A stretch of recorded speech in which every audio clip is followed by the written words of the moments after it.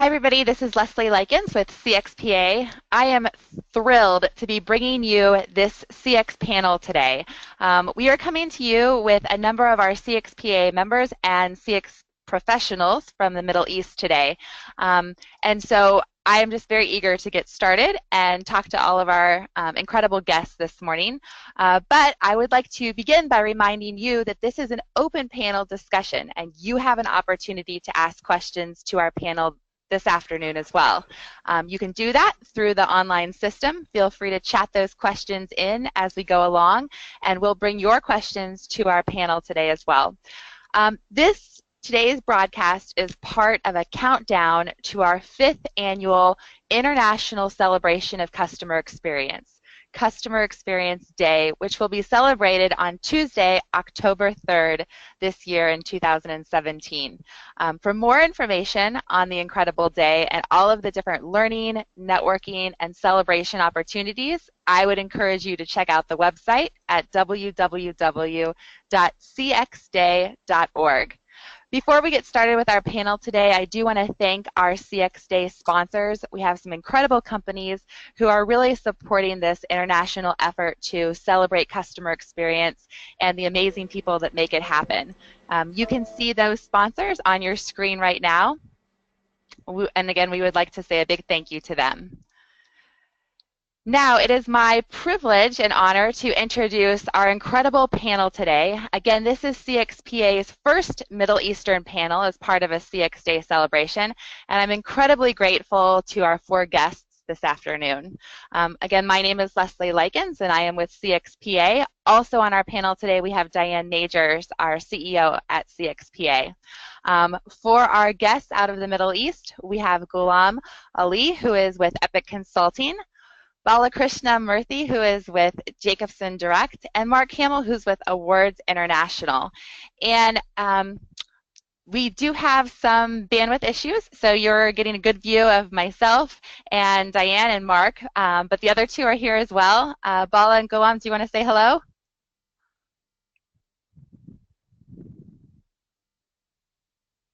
Well, I do think we have them, but they may be on mute at the moment. so we'll hear from them. We'll hear from them shortly. But I know we have bandwidth issues, and hello, so we're here now. Yeah. In and out. Yes. Great. Wonderful. Well, thank you all for being here. And I want to start off with our first question today for each of you. And Mark, maybe we can start with you. Could you tell us a little bit more about how you ended up in the field of customer experience? How did you get into this work? Yes, well, by accident, if you want the honest truth. It was completely by accident. When I started at university, I worked quite a bit in was always part-time work, and when it came to my first real job, let's say, quite a number of years ago now, I got a job for a customer service consultancy, and as marketing and business development for the consultancy company. Then I became a consultant myself and helped the rebrand of the international standard for service excellence. And now where I'm at, we run the Customer Experience Awards, and that came about by actually entering my Now Business Partners Awards in the UK. So I like the customer experience community together, and really extending that in the Gulf and bringing together the community here. Certainly, like when I look at a few years ago, everyone was talking, when we launched the awards, everyone was talking about customer service, Customer Experience Awards. They just directly would come back and say customer service. That doesn't happen as much now, and I'm sure Bala and testify to that. People are talking about experience now, but that's how I got into it. So, yeah, by accident, but it's brilliant. I think you're not the only person who can answer that way either. so, yeah. Bala, do you want to tell us how did you end up getting into to customer experience? I started my career in sales and then moved into marketing, which are vertical silos, if I may say so. Then my transition into agency on the CRM roles made me work horizontally across the organization. So, and I was involved in initiatives which not only focused on acquisition but also on retention. So it's basically working across, cutting across the silos. And I've seen the positive experience drives engagement and builds trust, which is an integral part of the cornerstone of the CRM. So this in turn drives loyalty, and this is exactly what drew me towards customer experience. So maybe not accident, but more by design in the mid-career level, where I chose to be drawn towards customer experience and try to learn more about customer experience and practice it. And recently I finished my CCXP as well, so that's where we are right now at this point. Congratulations, Bala. That's definitely a significant achievement. So congratulations on that professional achievement. Ghulam, how about yourself?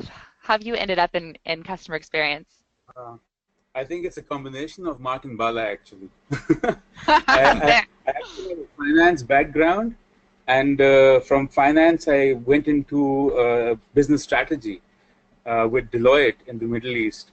And when we went into business strategy, of course, you know, you have to make up all the numbers. And when we used to make up the numbers with my finance background, I realized that the best possible numbers are when you know what's happening with the customer base. So, you know, that's what's really driving the business. And then after that, it was, you know, a combination of me thinking through, you know, if the customer is the crux of the business and I'm a finance person, how do I tie both of these things together? And so I started, you know, making customer flow statements rather, wherever I could get the opportunity. And then the next thing was why this movement is happening. You know, customers going, ebbing, leaving you.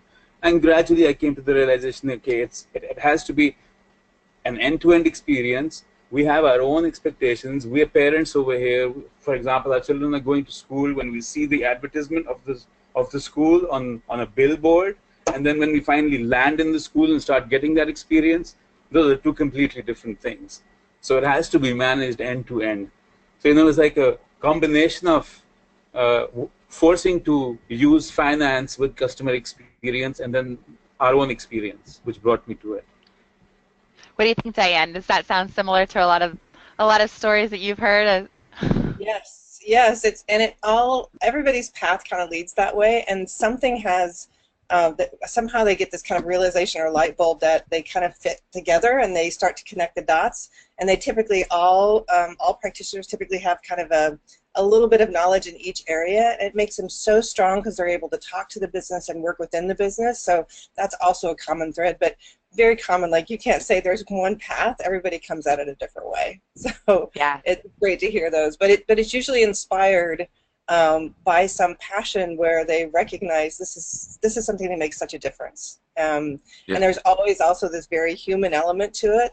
All the folks that are in CX really have these huge hearts.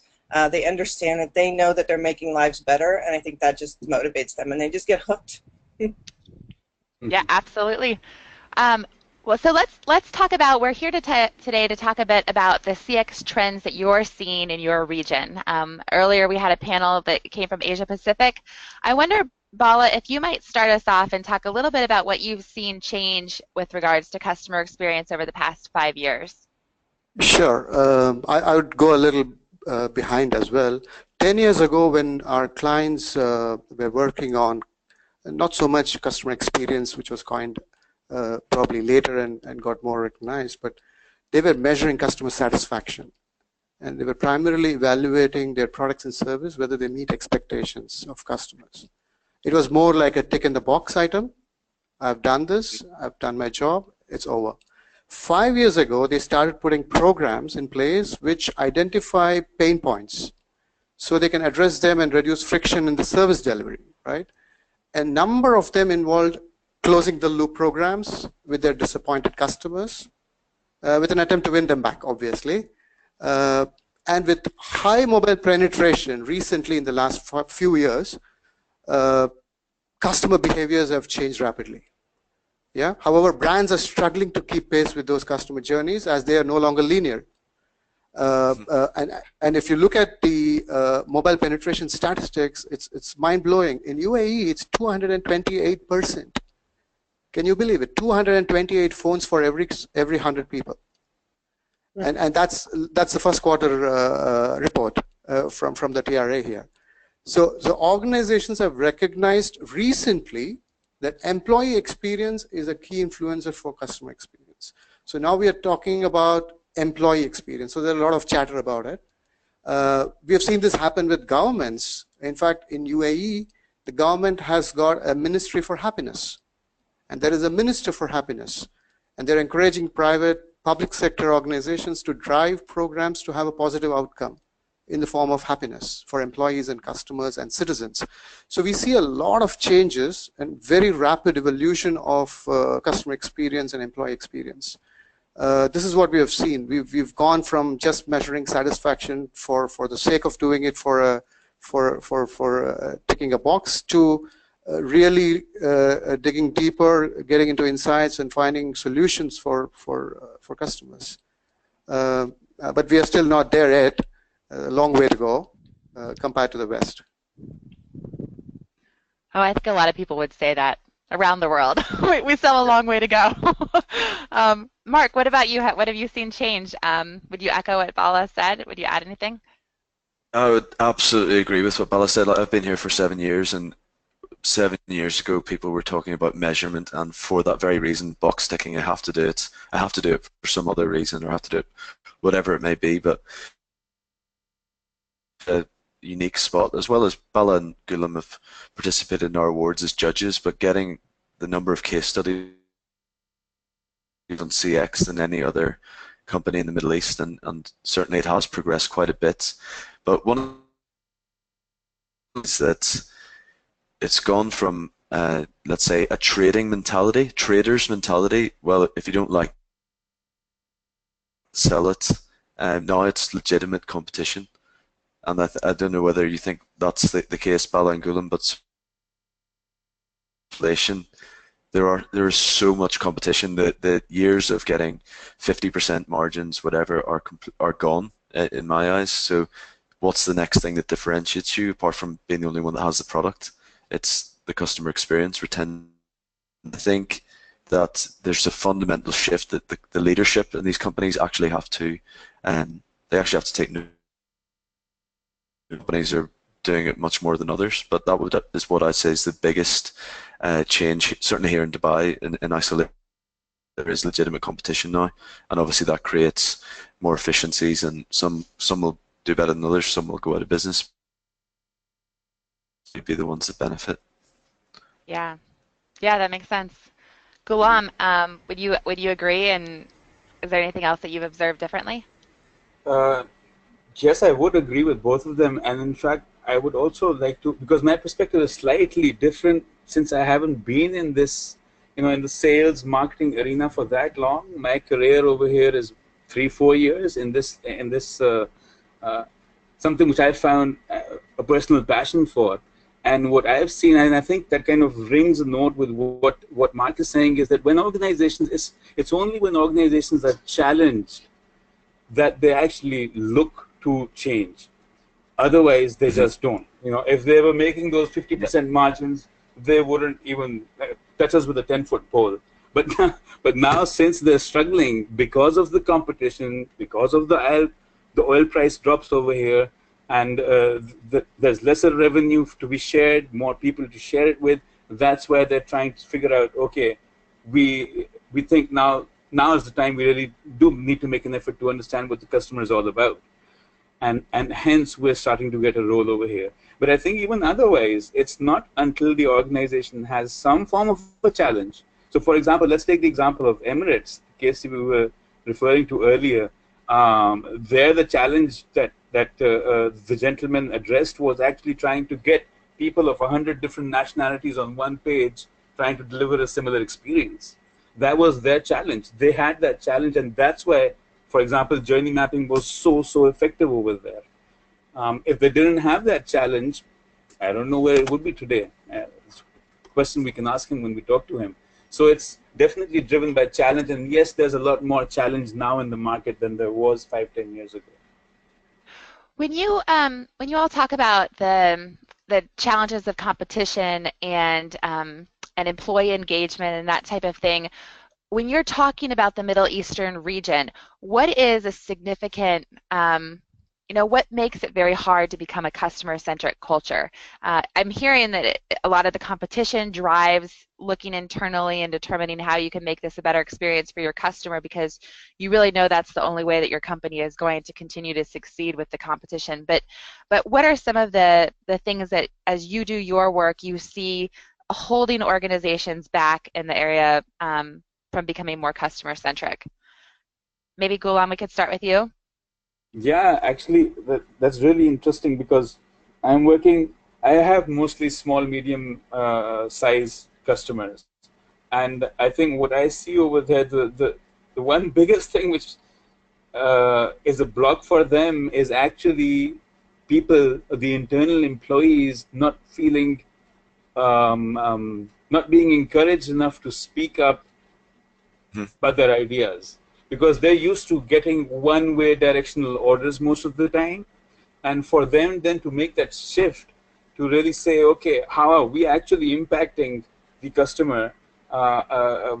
That's where the real challenge is. So they need to be encouraged to actually work as a team rather than getting one-way communication, one-way directions.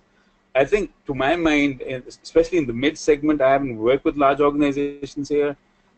That's probably the biggest challenge. So it's not just the mindset of the owners, but also the mindset of the employees. Both of them have to be changed. Mark, did you want to add on to that? So yeah, that's exactly what it is. It's culture of management here. There is a huge gap in terms of leadership in a lot of organizations. The style of management is do this, not here's why you need to do it, or here's where we want to be, what do you think? Well, can you please give us your ideas? There is a huge vacuum of that way of managing, and that obviously has a huge impact. Also, there is an element of people are other than capability, particularly in senior management, I find, and that obviously has an impact longer term, and happens the world over, but I think it's particularly prevalent here, and that that's whether they have capability aspect of they must have some sort of background, but how many of them actually have a background in customer experience is very limited, I would say. So experience is at a low starting point, but definitely improving. But certainly management is the issue I can see, and Bala can agree or disagree with me on that one.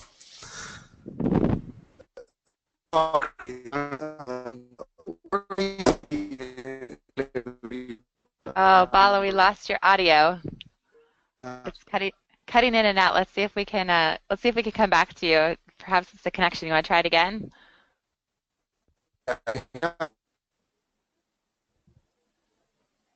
Diane, what have you seen? What have you seen when it comes to employee engagement? When we hear about this type of a challenge, have you seen organizations who are able to overcome that, and what have you seen work well for them? Yeah, it's ironic that you guys bring that up, because I'm at a conference right now that is an employee experience and customer experience mixed together, and it's the first time I've ever seen that be part of the topic of how those two things link. So it is a timely opportunity. I think it's not only engaging those employees, but I loved what you were saying about the leadership and really getting them to understand and changing the way that they run the business, how they lead, and then how the employees have to understand that change and then modify their behavior and how they engage. So it really is changing the way organizations work, and that's why it's so hard but also so rewarding is to watch that happen, and how people kind of get, the light bulbs come on and they start to change their behavior and they realize they're having an impact, and the leaders encourage that. So there's definitely this relationship, but it really does take the leaders understanding and changing their behavior, even the way they talk, like the things that they talk about and how they engage the employees. Yeah. So yeah, it's really interesting. But there's been some great conversations here about how do you get everyone to kind of on the same page and kind of moving them along the same path. So Journey mapping. Yeah, that came up. That came up. They were talking about the, having the customer journey map, but then usually we say, oh, and then there's these people, that are on stage and off stage, people who are contributing to the experience. But then when they start to drill down into the actual experience of the employee, they're discovering a lot of opportunity. So treating the employees as customers of the brand, which I thought was just, it's really incredible to think about that. And I think that's where the mind shift is changing, and what I hear you all seeing happening in the region. Mm-hmm. So we have a question that's come in from our audience. Bala, are you with us? We'll see how your audio holds up. Oh, that's much better. Yeah. Okay. So, so our question from the audience mentions that you mentioned the Ministry of Happiness in the UAE, and this question is: would you all say that CX is more mature in the government or in private sector in Dubai? And why would you say that? Bala, do you want to take that? Yeah, I think I don't have exposure to the government sector in terms of the happiness, because the Ministry of Happiness was launched only last year. Yeah, so it's basically in its very infant stages, basically. In terms of private sector, I have experience in working with private sector, so I can say probably if you compare government with my limited knowledge on government's initiatives, private sector is doing much better than government at this point in time. But if you look at the kind of structured way of launching programs and governance, the Ministry of Happiness is now doing in a very, very structured way. So probably we'll have to wait and see how things pan out.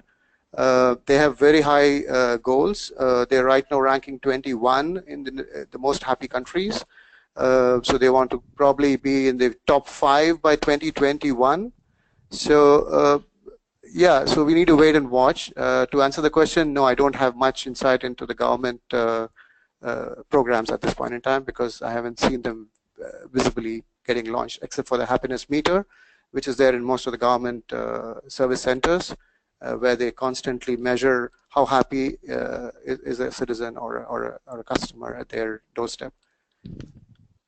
What an amazing effort. Mark or Ghulam, have either of you had more experience with the Ministry of Happiness? Well, we've invited them to come next week, so I'm waiting to hear back. It'd be interesting to hear how it links directly with their happiness index, as Bala mentioned. So let's see. But in terms of government and private, the one thing I would say is that here the governments do take the lead on a number of things, which it has a huge knock on the private sector. So they may be the ones that implement it first, and sometimes may or may not be better than private sector, but ultimately it comes down to the private sector to stay competitive. I think you'd be hard pressed to find any part of the world where you'd say the government is better than the private sector, if you were to. But yeah, so that's where I'd say they were at. But there are certainly initiatives that are coming out from a number of departments, which are, they've also got this is the year of giving in the UAE, so a lot of people are focusing more on CSR strategies, and so on. The lead. Yeah, there's definitely some challenges when it comes to government and operating in a customer experience environment. It'll be really interesting to see, what the Ministry of Happiness is able to bring. It'll be good to bring those stories to the rest of the CX profession. Ghulam, what about you? What do you have any other examples that you can think of, private sector, of success stories that you've heard lately for customer experience implementation or turning around culture? Well, I mean, I'm trying to go through one. So 3 more months, and then we'll have another meetup. But having said that, about the private and public, I think it's kind of unfair to compare the both. And I've given this a lot of thought, and I'll tell you why I've given it thought. Because I've actually come across government organizations who fudge their numbers. Right, and they need to do that for national strategic reasons. Actually, if you think about it, sometimes it can be a matter of surviving into the future. And if I if I can kind of say that in a paranoid way. But so I think it's not fair to compare the both. And yes, I think that there's going to be a cultural transition which is going to happen even in the government circles. I agree with Mark, by the way, in the sense that there are government entities. A lot of the real estate, I'm currently working in the real estate sector here. A lot of the real estate companies are actually quasi-government, either directly owned by the government or indirectly owned by the government. And the initiatives they bring in, even at the level of customer experience management, are having a ripple effect on the smaller brothers in terms of them wanting to know, what are you guys doing? So I would tend to agree with that part. But if we talk about conventional government, I don't know. I've heard some horror stories about number fudging, and I really don't want to go into too much detail into that, lest I get from here. Ghulam, what do you're looking to achieve some customer experience success. What is that? How would you define that? What would you hope to see for the real estate group that you're working with as far as next steps? What's a good expectation for success? I think that the organizational lead over there and myself, we're trying to work out is actually empowering employees and getting them to realize themselves where they could make, even if it's a small improvement, and getting ownership of the customer. Because right now it's always just dumped on one entity, and until they actually realize cross-organizationally what's happening, what's all the effort that goes into satisfying the customer at different touch points, they won't be able to get there. But then, having said that, we also need leadership commitment to give them that autonomy, to give them that freedom of space to move and do things of their own volition, and expand their kind of ambit of being able to do independent things independently, make small decisions independently. Yeah, but that makes sense. Building that into the workforce is probably a key milestone, or the recognition that they're all actually part of delivering experience is going to be a key milestone for us. Let's kind of wrap up with the last question here for each of you, and I want to go through this question with each of you. But again, just a reminder, if you are tuned into us, you can definitely ask a question as we start to round out our panel discussion here. But Mark, let's start with you. Where do you think customer experience is headed? What do you expect to see in 2018 in the Middle East? Well, the number of companies I've met with regards to the Customer Experience Awards recently is, huge variety of industries that are covered. But I'd say the common maybe that's just the companies I'm meeting, but certainly they're all talking about how they can really effectively implement a strategy for company. So that's the main thing I can see. But there are also a lot of customer experience professionals that we meet regularly at the CX meetings, the CXPA meetings, once a month here, and it's almost like an agony where we all talk about the challenges of doing it, especially for the practitioners who are trying to do it internally, pushing upwards and downwards. So I think it's a leadership. So getting these people that are passionate about it, the CX practitioners, getting them to be listened to, and actually having some leadership in the organizations and across sectors would be somewhere I'd like to see it go. But if you're looking at maybe in a real, Bala and I talked last week, last time we met in August, and we were trying to think of examples of companies that have really transformed and become a world-class customer experience organization, and we couldn't think of one, and there were about 20 of us. Bala, if you remember. You're right.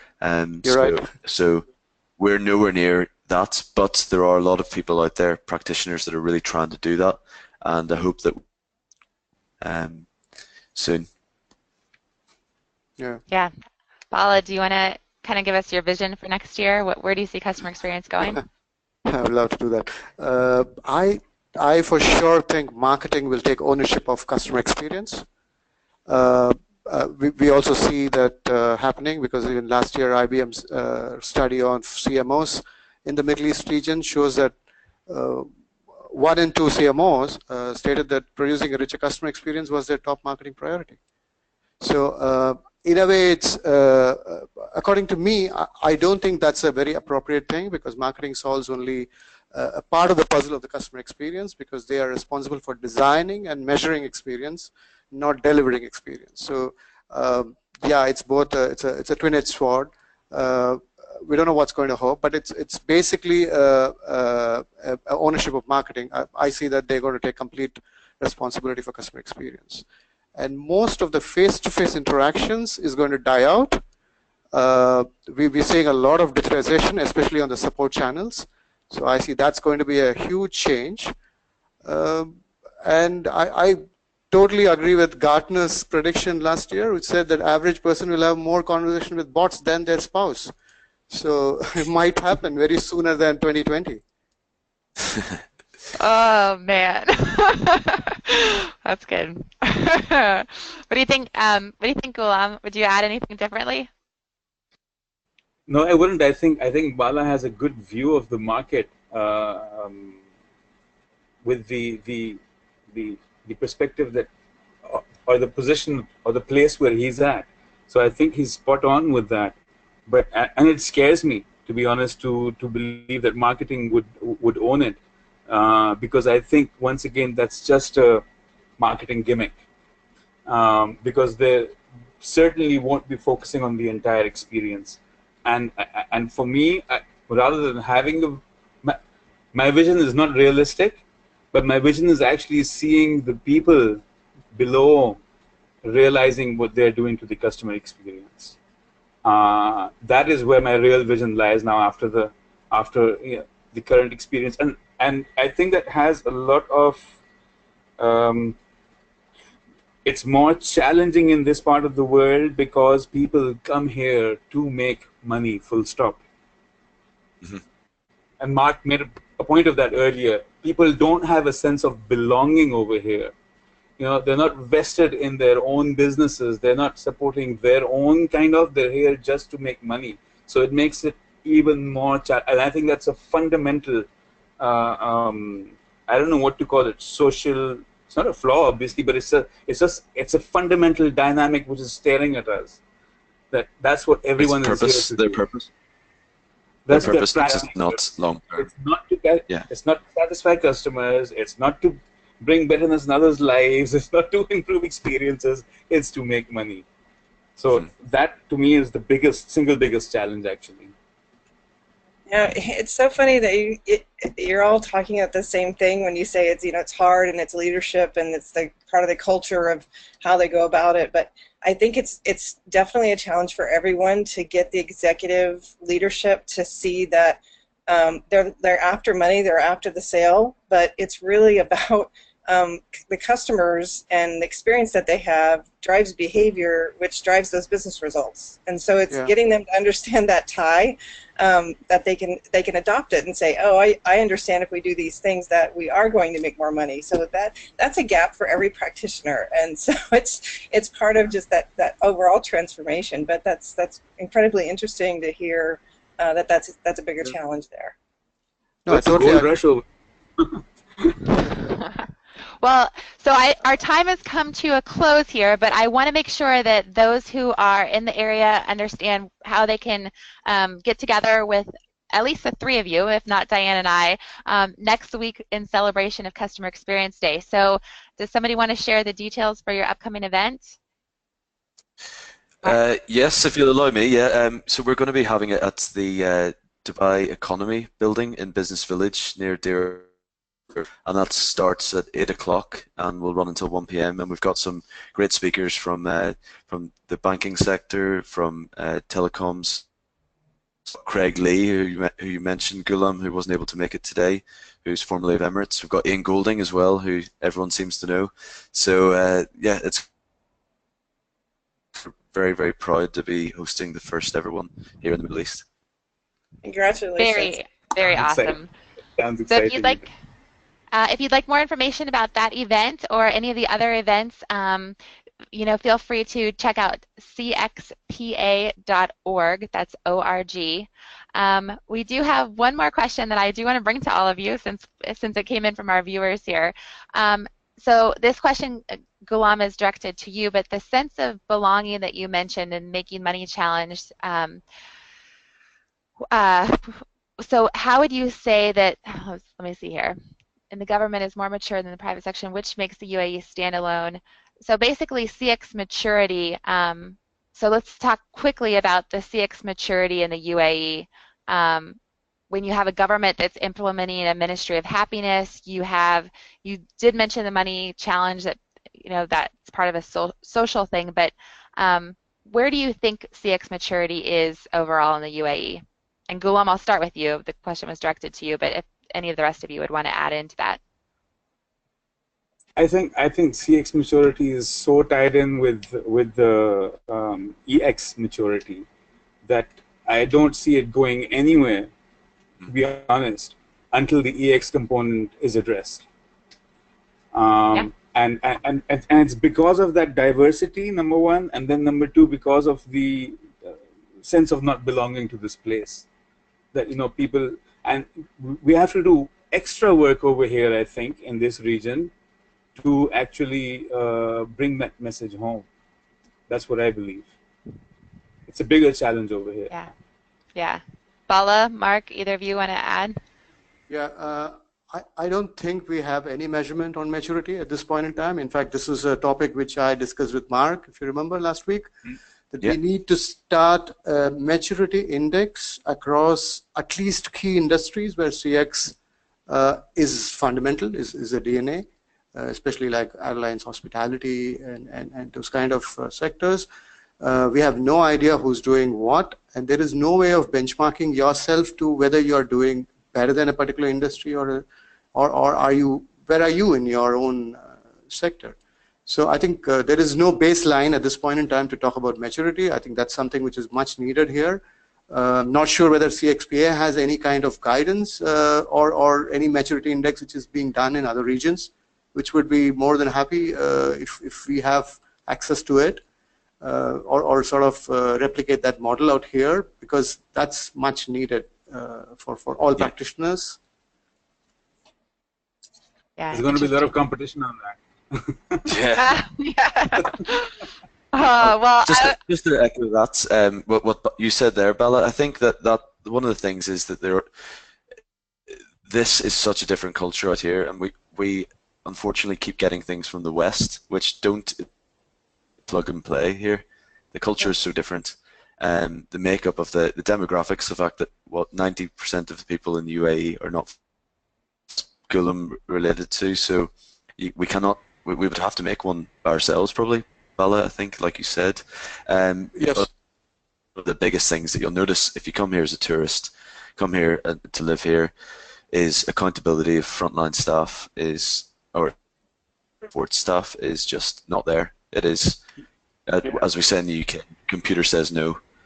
If it's not in their approach, they're not allowed to laterally think. So we're nowhere near even any sort of maturity, I feel. So I think we're in the right place at the right time. Some of we've definitely come a long way. You're right.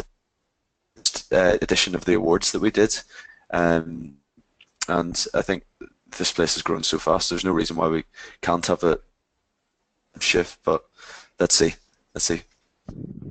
Yes, you're right. I'm